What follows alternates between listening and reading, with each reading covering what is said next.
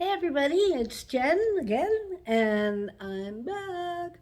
Um, for those of you that are new here, I'm Jen. I'm an elder Gen Xer. We'll just leave it at that. Um, Elder Gen X, and I'll be getting married to a much younger Honduran man very soon. Hopefully, in the next week or two. Um, but anyway, this is my channel.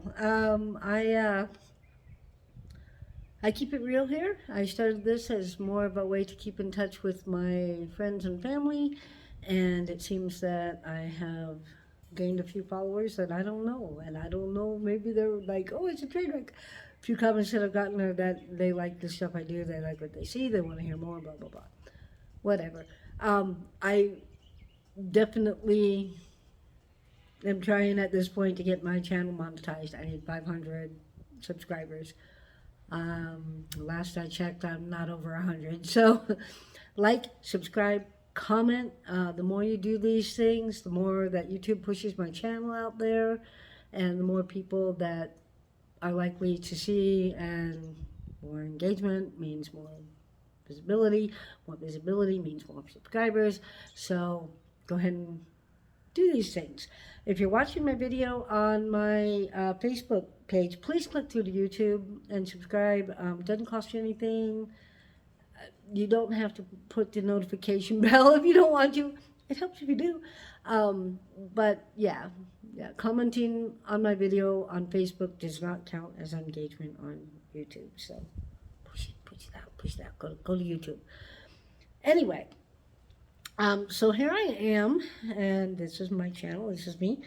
And today I think I want to talk a little bit about the elephant in the room. Um,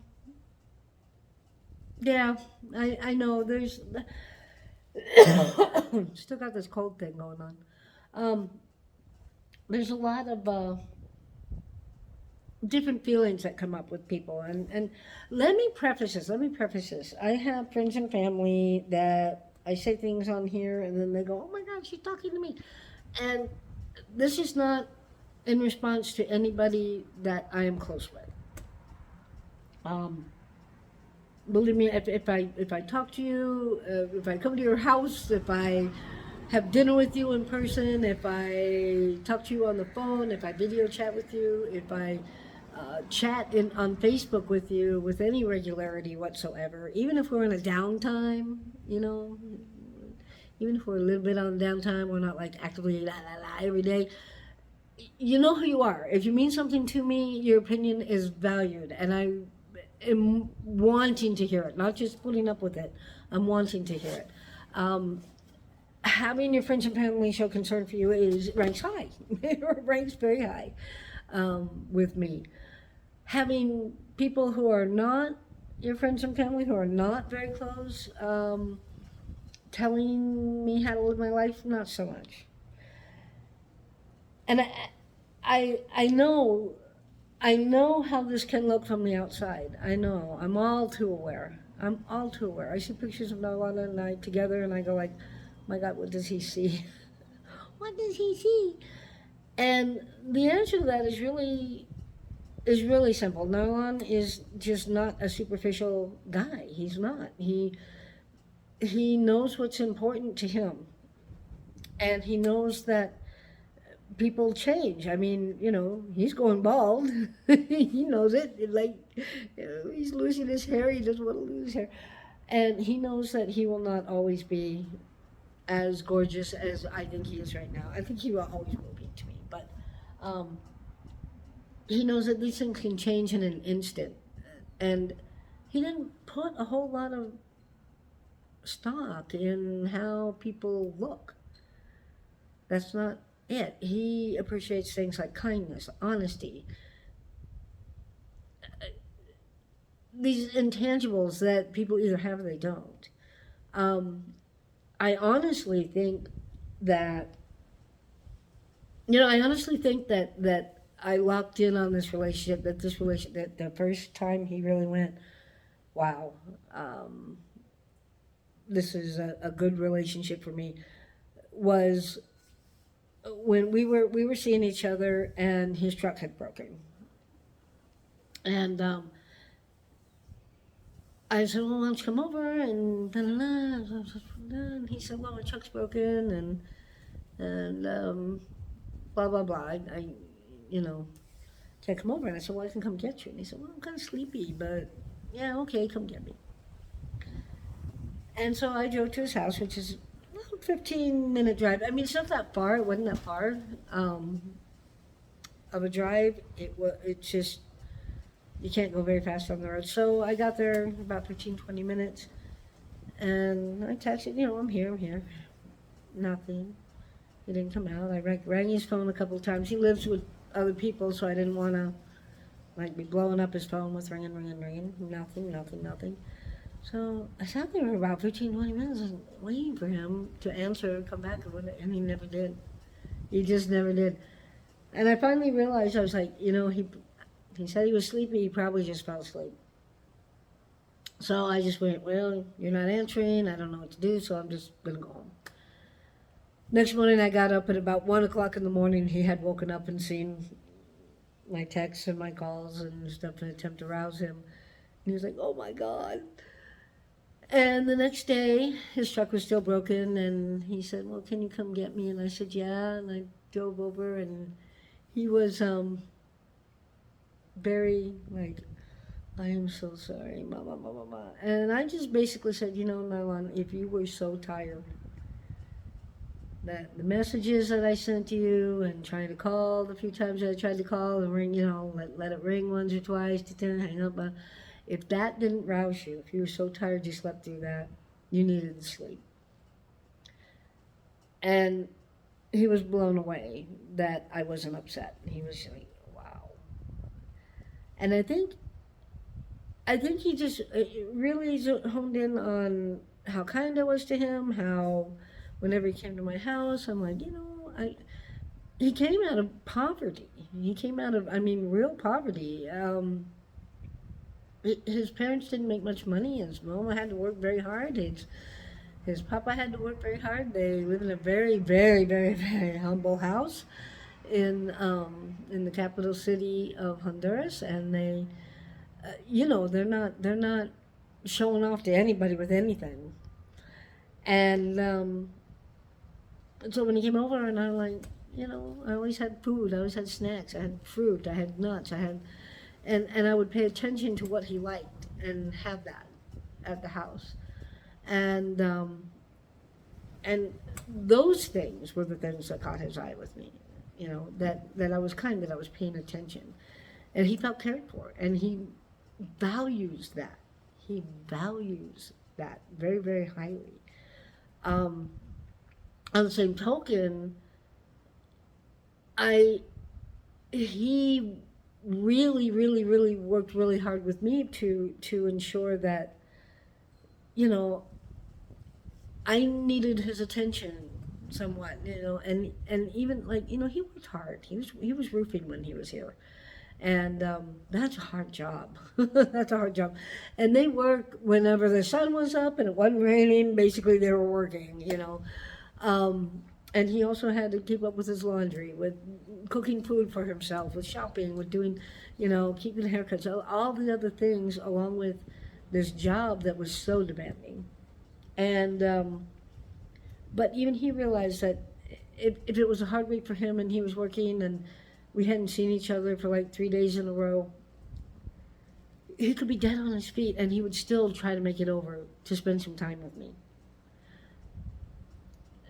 And he worked very hard at doing that. And he worked very hard at, I got upset with him one day. I was like, well, you could text me. He's like, I can't text all day, blah, blah, blah. I'm like, I'm not asking you to text me all day.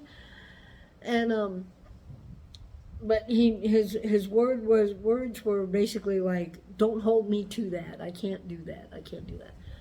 But after we had that argument, and yeah, it was an argument,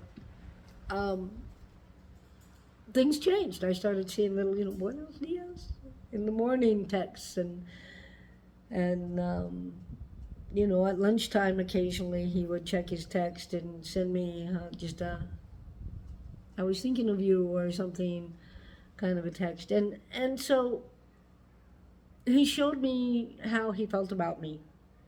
Didn't tell me. He didn't make promises. He didn't say, "Oh, I'm gonna do this, I'm gonna do that." He showed me. So we worked out that way, and that's how we function still. I mean, we are a little more free with the "I love yous" now, but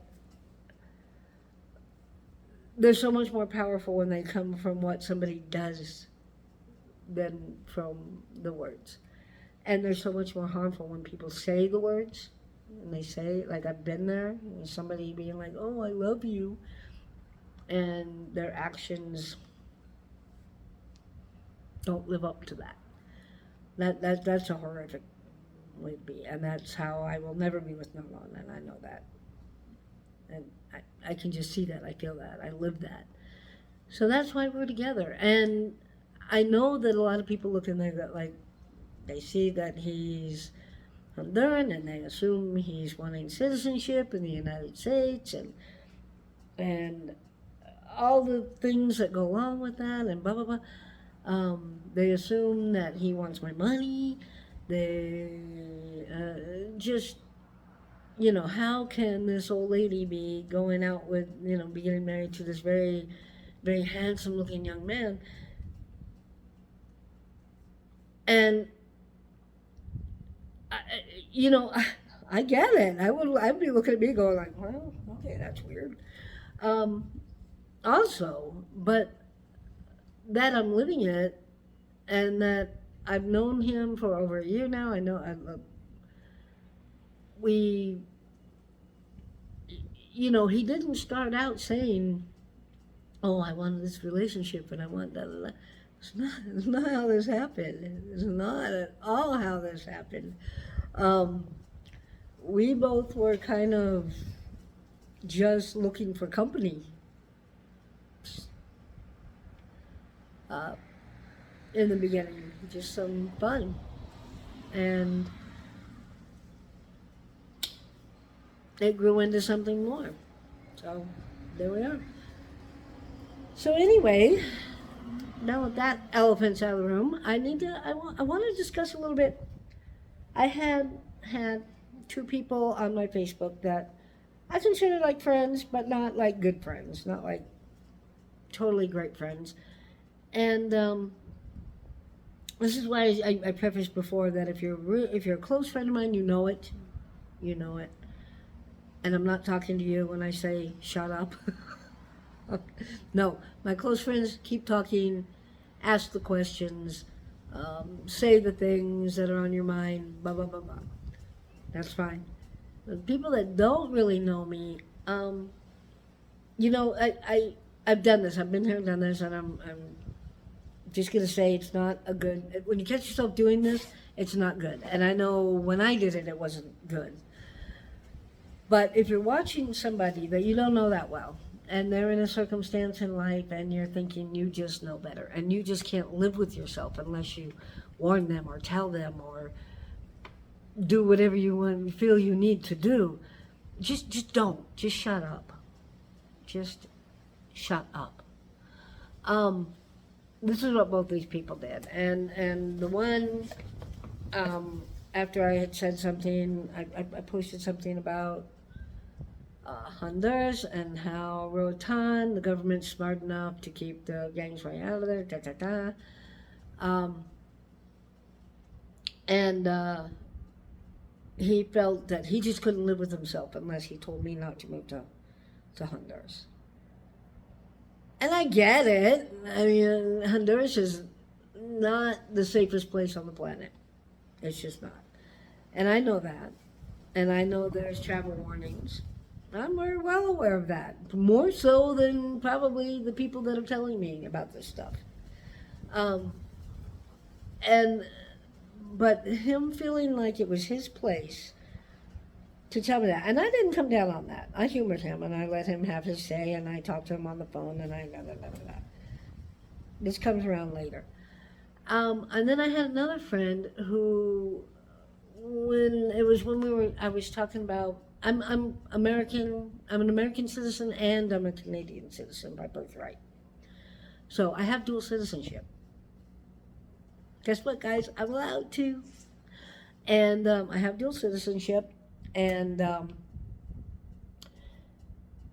we were thinking about going to Canada as a way around the United States immigration bullshit, and figured at least we'd be in North America. Um, and another one of my friends on Facebook, I'd never met her in person. We talked on the phone. I don't know if we talked on the phone before that or not. Quite frankly, I don't recall. That should say something. Um, so anyway, she felt the need to call me up and warn me off about moving to Canada because we're this terrible socialist country, communist stuff, blah, blah, blah, blah, blah. Like, okay, you understand I'm a Canadian citizen as well as being American. That's my mother's country.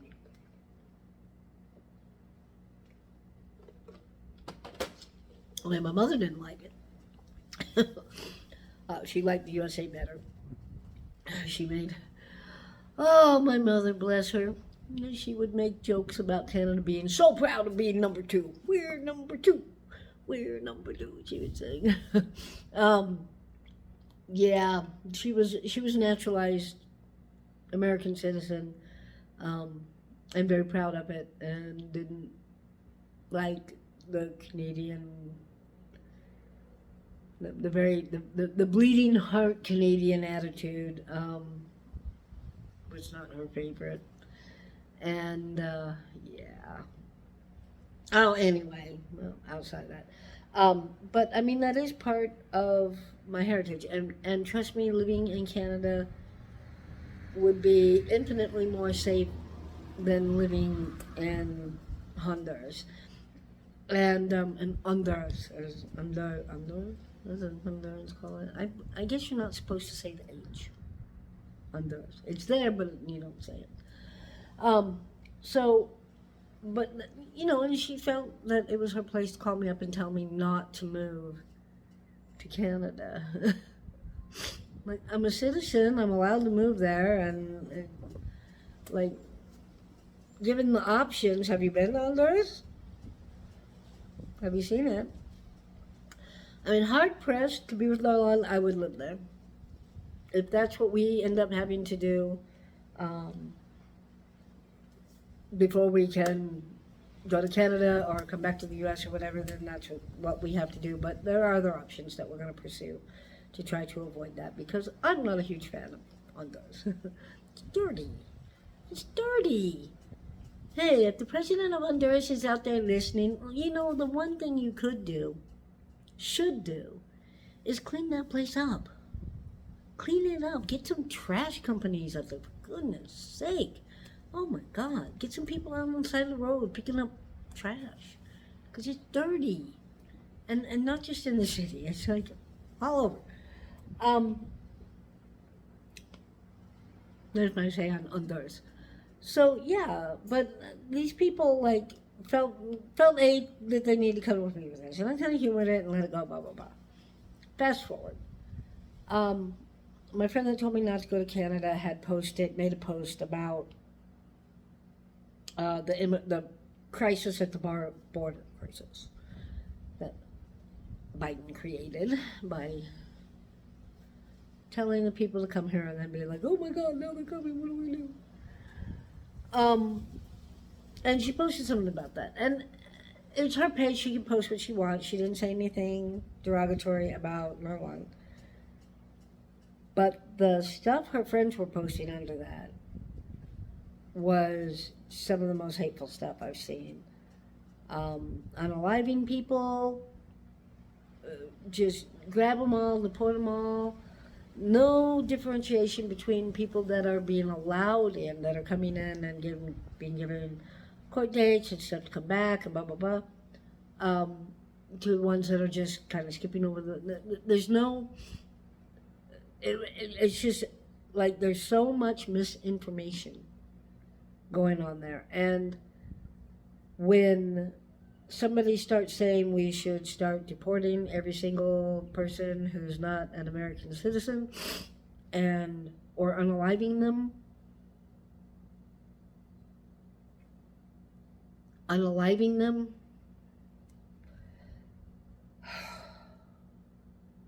Like, if that's your choice to be around people like that, if you want to choose to be around people like that, and people like that in your life, I don't want to be around you. And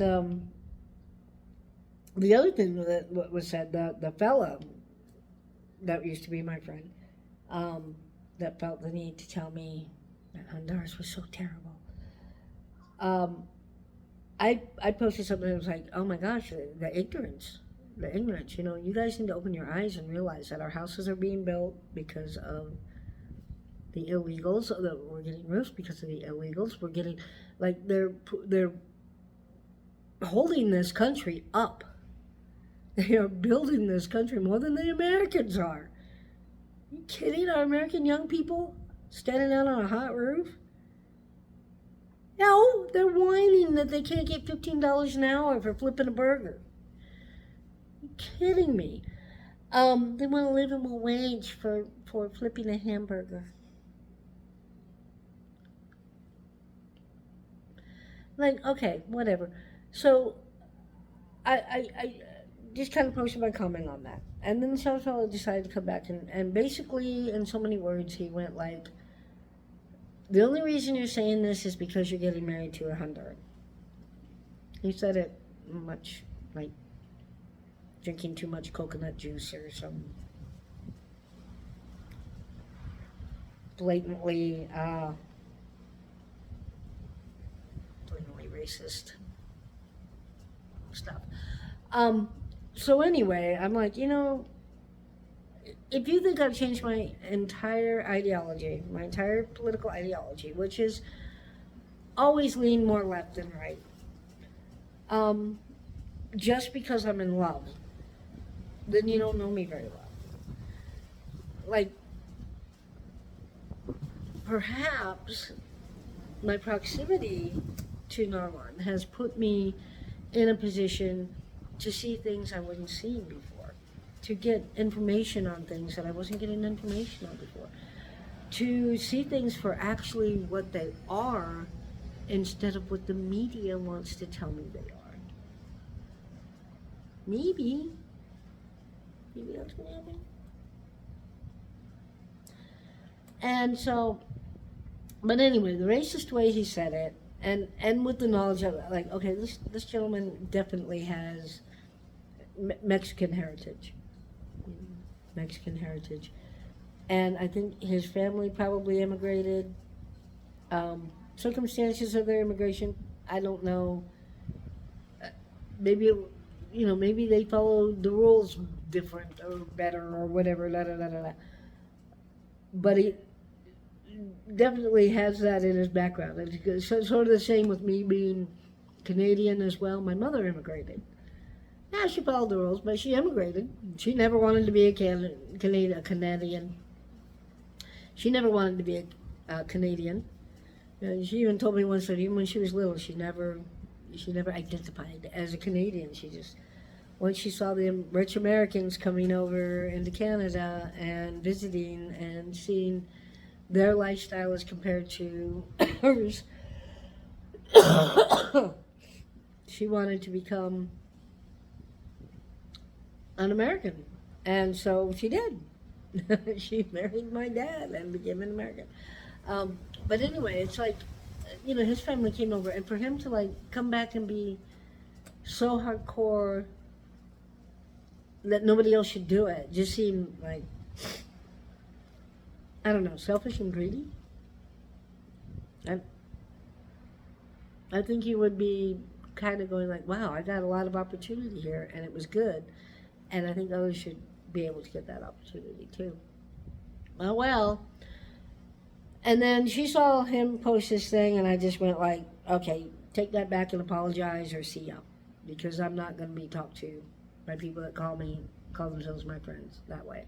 I'm not going to be told I'm drinking the coconut juice and blah, blah, blah. You may think it's funny, I don't. And he put his little laugh react, and that was it. I'm like, bye.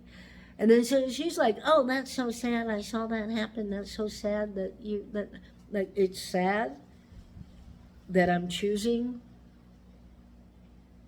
my circle carefully. It's sad that I don't want somebody whose views are so narrow, and in my opinion, brainwashed, because all these people are just regurgitating the same stuff. And believe me, I know I used to say a lot of the same things too. And then I was faced with the reality. I had to look at what was real and what wasn't real. I had to look at this and go like, okay, whatever. Um, so yeah, my views have changed a little bit. Do I think people should follow the law coming into the United States? Yes. Am I appalled on the way our current president is handling immigration? Yes. Um, do I think Trump should have built the wall? Yes, I do. Let them knock. Let people knock. Let them have to come in the correct way so that people aren't hating on them for no reason. So that people aren't lumping them all into the same category and going like, ooh, immigrant, all bad. Um, am I under the false belief that everybody coming in, it just wants to be here to work and make money and have a better life? No, I don't believe that at all. I know better than you know that human traffickers exist. I know that there are actual coyotes out there that are bringing people into the United States illegally. I know that. Okay? Um, I know there's people bringing copious amounts of fentanyl. Is a huge problem. Huge problem. It's come across our border. Uh, I know the gang members and the gangs we're talking about. I don't think they should be called gangs. I think they should be called terrorist organizations. MS-18 is like way bad. They're calling that a gang. No, that's a terror. What's the difference between a gang and a terrorist organization? But I mean, these guys they're bad, and so yeah, I think we need more controls on that. But I don't think we need to sit and hate on every single person that lives here and accuse them of being all these terrible things and treat people and treat Spanish people that we don't know like dirt because they might be. I'm pretty sure. I'm pretty dang sure that if a guy is a member of one of these bad gangs, he's not gonna be putting the roof on your house.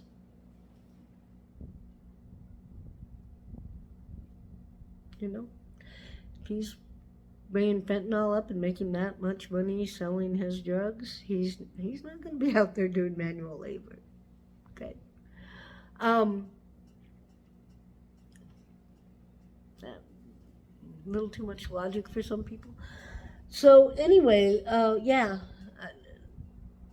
I don't want to be around people that think like that. I don't want that in my life, and I don't need people that don't really know me, that don't really understand anything about Marlon and our relationship and all that, telling me what I should be doing, what I should be thinking, how I should be reacting. La la la la la. Okay, my life. I'm happy. Why shouldn't you be?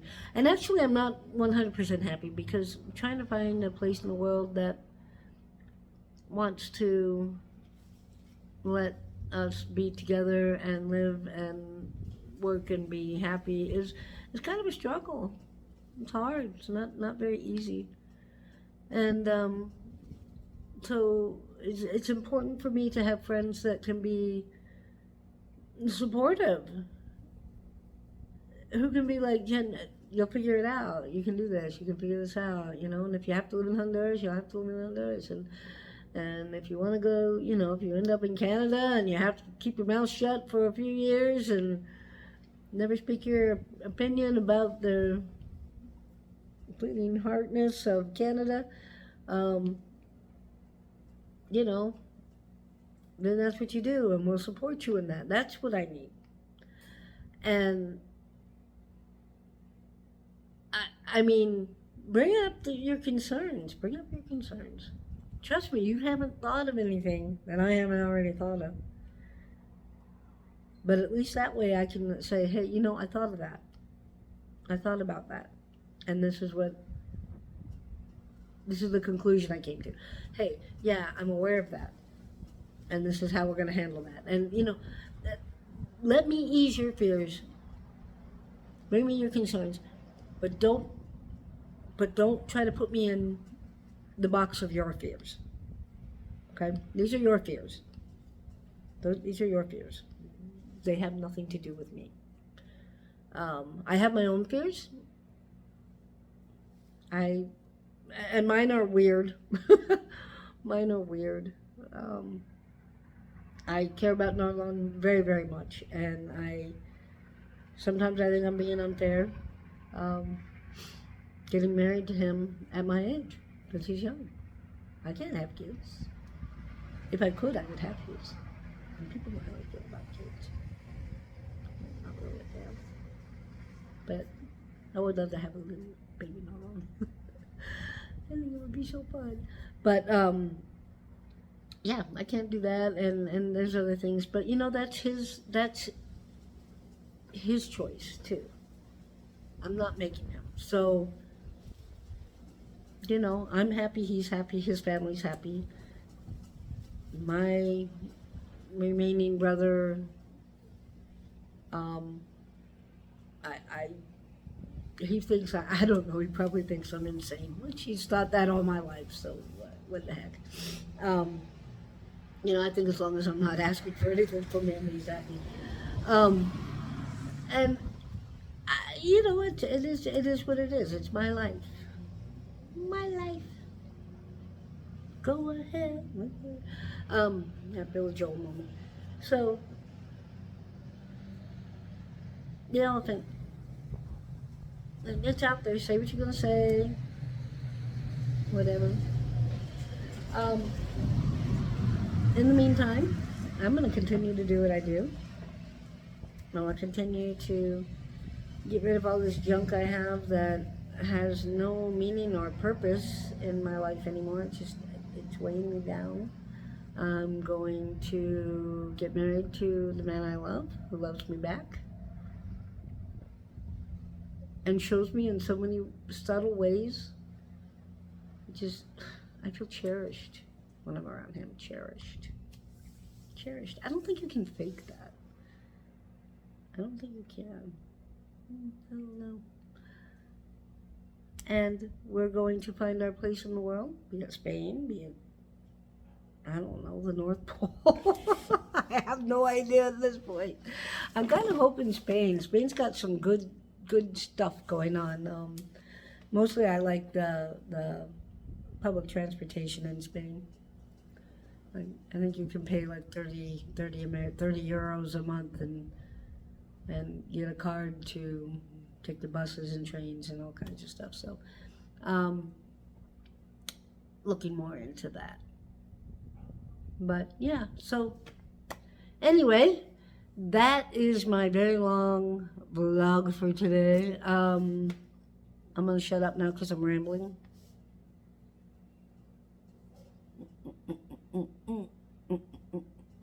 Now I'm just putting off finishing this because I don't want to go organize stuff. I'm tired of it. Okay. Anyway, guys, I'm good. You're good. You good? Everybody good? Peace out. We'll talk to you hopefully next Monday. Again, 500 followers. 500. That's corny. 500, and I can monetize, and then that would help with this project of going to Spain a whole lot. All right. Talk to you later. Ciao.